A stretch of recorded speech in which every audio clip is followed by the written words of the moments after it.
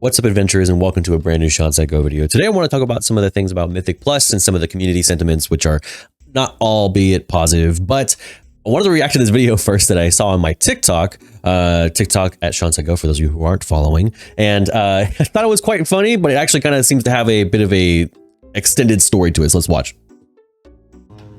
Is that him right there? Yeah. He's watching you? He's getting everybody that comes off the freaking flight path. That's hilarious.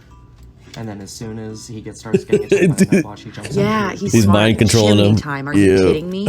Chimney time. This is crazy. Brilliant. What Brilliantly is happening? done. Wait, is he doing it again? Probably. Hold on. No. Oh, he's getting attacked. Oh, yeah. Oh, this guy. Oh, get him. Come on. No. Oh. I can't believe it. They're still stuck, though. You're still stuck. Help!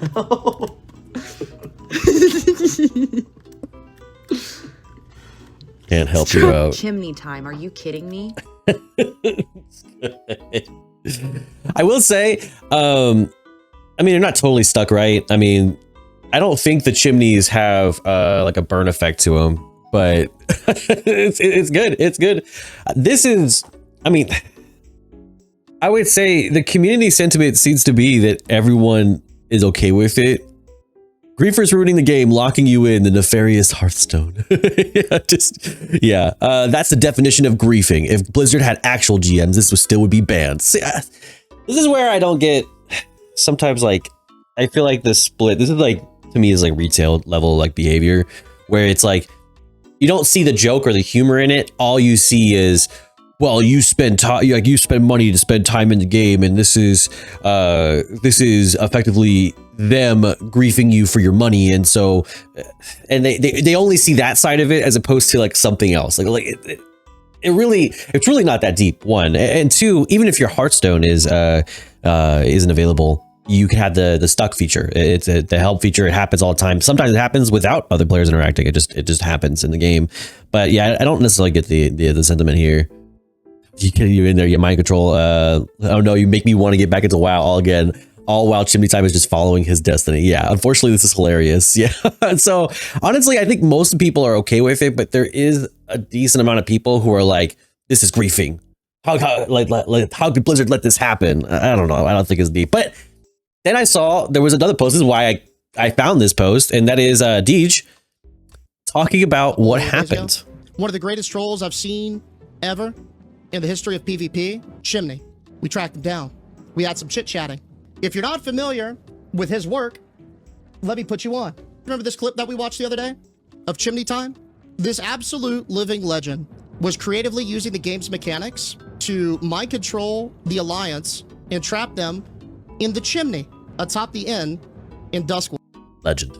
I mean, this is one I honestly don't remember this happening like when in my classic days. I would say more often it was just like rogue camping in areas you wouldn't expect, like oh, this is a contested territory, but you don't think about it until you finally get attacked. That was usually what would happen. They were just looking to meme around, to troll for a little bit, but in their efforts to do, and it is harmless. This, to me, this is harmless. You can easily get out of it. It's easily avoidable. It takes advantage of a small aspect of the game, being jumping from the chimney to the actual ledge, but to me, harmless. They memed a bit too close to the sun.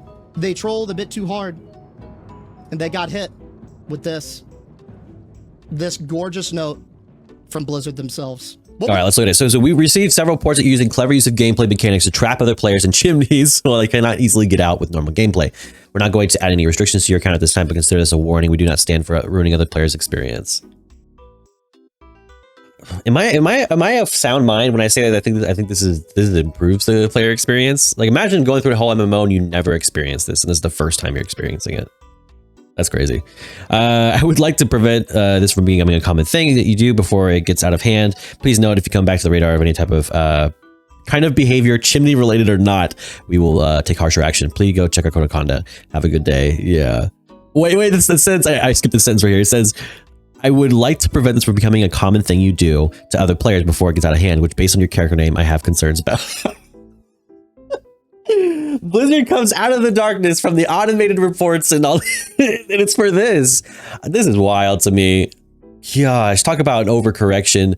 We can't seem to get anyone to agree on behaviors of Mythic Plus. Like, oh, just getting people constantly having bad behavior in Mythic Plus, but the microcosm that is like World PvP in Classic, very specific subset of people flying to that specific area. Also, people who could use their Hearthstone and have a unstuck feature. Oh, this is what we need to attack. This individual, not the big overarching problems of the community and toxicity, but you know, this is something that's existed in the game for a long time, and it's just harmless fun. But speaking of Mythic Plus behaviors, I wanted to talk a little bit more about the Mythic Plus changes this season and how they have created a new problem for Pug players. A bit more than a casual player here. I've been trying to do a lot more Mythic Plus this season, as it definitely feels more friendly than the last, which is great. Farming Gilded Crest is much easier now, which I'm appreciative of, but there's a small, maybe not so small problem I'm encountering. Besides that, the hell that it is to apply to someone else's group as DPS, I've been trying to, for the past week, doing my own keys, level them up, get them that very wanted +10 key for Myth Track gear in my vault. Problem being, no one wants to do a +8, +9 keys. It's a hell of sitting with your group listed for 30 minutes just to do subpar group, because only people applying are those desperate to get any key. So what do? Downgrade your key to the 7, pray to the gods that you can time it for a +3 upgrade, which isn't impossible, but the gain of +2 Gilded Crest and +4 Gilded Crest and +8 for +8 and +9 keys is just not enough of an upgrade for people to want to do them, when they can just smash a 7 key as easily and guarantee 10 crests instead of risking not timing it, thus creating a deficit of +10 keys unless you're running keys with a pre-made group of high level players, or at least higher than Pugs. This happened for me, it's in the same level with Season 1. The keys at a certain level, it is hard to find players willing to do them, and the people doing them want a specific set of people. And so once you get past that hurdle, it's like, oh, it was just that area of life. But it happening again makes me think that this is true, because to be frank, I think that a lot of people perform the game as a benchmark to reach, meaning that whenever you hit your vault, you want to hit, you know, your max vaults while putting in the minimal effort. No one's going to do a +11 key unless it's for achievement purposes. They're going to reach the minimum required, do their +8 bountiful, and call it a day. Now there are people who might want to, you know, there's people who fall in that category, but it's still a very small section of people. So this says 8s are useful because it drops better loot at the end of the dungeon than 7s. That being said, I agree that ideally every level up to 10 should have a better reward than the previous one. However, there's a problem that existed in previous seasons as well. And it's exactly what I'm saying, is that basically once you get past 8s, you're doing it for ego or achievements, but there's not a whole lot of other reasons to do it. And I know that saying that, well, if you give more rewards, then it's just going to, increase the keys that everyone's performing at, you know, like a cost benefit analysis. Like if you do, like, well, if I do higher keys, more rewards, then those mid-level keys get sort of caught in there. So I understand it's not as easy as going, well, just give more rewards so those keys don't get sort of abandoned in there. But it says 8s are a bit more tolerable in terms of finding people to apply, but I could have a 9+ key and not have anyone apply for that for at least 15 minutes. Also, as time goes on, I'm already seeing it. No one will care about +3 item level on 8s, because as long as the item level they want, the item they want drops on hero track, they can upgrade it with Valor Stones. No need for crest anymore. Just need the item. Exactly. So like really, we've reached a stage now where I've talked about this many times before in my videos, that I think there's a problem with gearing and just depending on items being a certain track. I think what Blizzard intends with something like this is that when you receive a piece of gear, you can hold on to that piece of gear and extend that. But what happens when that item is not your BIS, or that item is not, I would say it's an upgrade, but it's not statted properly? Because I don't want to say it's just BIS, but let's use the over reliance of BIS. This is just the nature of it. It extends beyond it, but let's just use that. So say it's not your BIS. Well, you go, I don't want to upgrade this, from its current state because I'm using those resources that I'll need for when I do get that piece that I want. Additionally, whenever you have those pieces and you start to say like I don't care, you know, I'll put this piece here, or maybe I'll enchant it, but I'll do like the low level, something along those lines, where you start to make compromises with those pieces of gear. Then it gets that much more difficult each time you go to your next piece of gear that you also make that compromise with. And at a certain point, people just start cycling out and going, well, it's not the piece, vendor, or it's not the piece. I don't know. I guess the BOEs aren't as common of a thing, but warband. so honestly, it gets to a point to where I don't think that the gearing system. I think the gearing system is the crux of the issue here, not necessarily Mythic Plus, but people are realizing it on the back end, middle to high end of Mythic Plus. And so it's seeming like, well, Mythic Plus just has this issue. We need to fix this with Mythic Plus. I think it's a problem with gearing. I think that the gearing and the upgrade systems just don't accommodate people getting pieces of gear that isn't Abyss and then making that, like, extending that life of it or making the best of it. I think right now, a lot of people are getting a lot of just trash. And just talking about that a little bit further, this is a perfect segue. There is so much garbage clogging up the rewards pool this season. That's it. That's a complaint. I have run so many keys, so many delves, and my bags are just full of garbage. Trinkets that I can't use because they are irredeemably bad. I don't know why they are so prevalent this season. I really wish they do a pass on some of the delve trinkets. I know not every trinket can be Biss, but my Disc Priest got a 649 trinket from a bounty map that sims up to being significantly worse than my Season 1 619 Changeling, despite the 30 eye level difference. That kind of imbalance shouldn't exist. Maybe I still have the post somewhere here saved. If I guarantee if I type in trinket, I'll pull it out because I saw it here a little while back. Yeah, it's right here. It says, was I a good trinket? It's time to go. Was I a good boy? No, I'm told you were the best. So I think whenever you have trinkets like this that are so starkly, like, just different from a vast majority of the others, it brings something like this and makes it more and more like, wow, like, why are we getting so much gear that sort of falls out of the line of, like, okay, it's not great, but at least it's useful until I get what's great. And then instead we get this large pool of just, this isn't even usable. Like it's just better off for me to stick with what I have. At least it has a use. It may be significantly less statting, but sure. Like why not? Yeah, I feel like Delve Trinkets this season is Feast or Famine. Few of my alts got the somewhat Biss combo of secondary stat ones that my main just can't stop getting. The bomb glob one. Yeah, I think like the one I see often is like, it's like a damage, or for tank it's like it's a shield one, but like the shield is just terrible. Nothing beats wrist with no stats that with the take nature damage effect. I don't think I've ever seen those. It was the last season too. Feels like Delve's loot is 90% trinkets and almost all of them are garbage.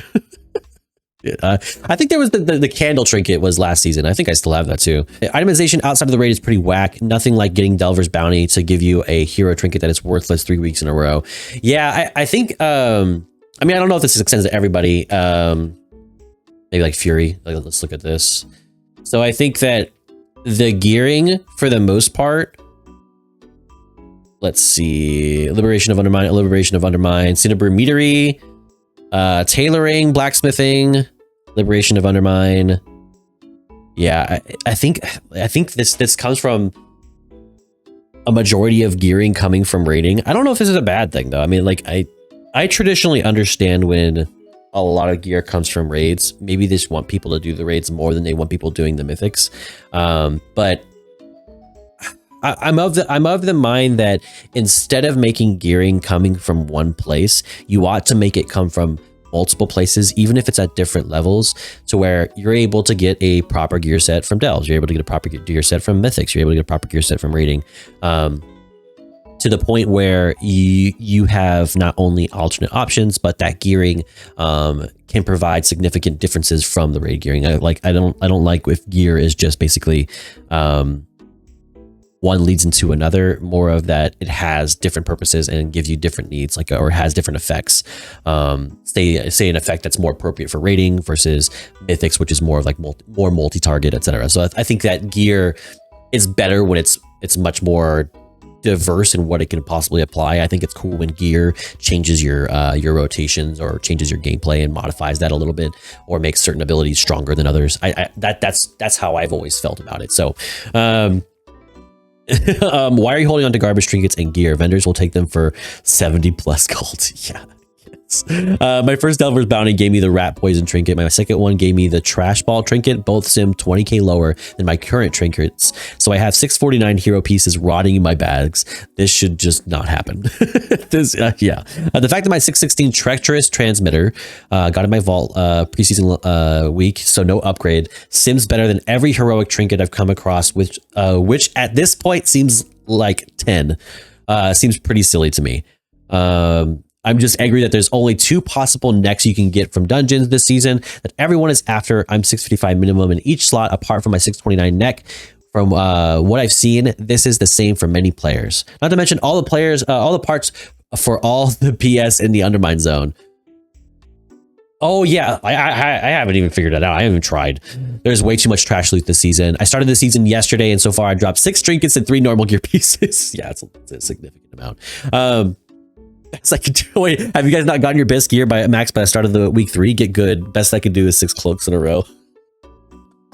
Anyways, that being said, I think that there is hope that these things can change.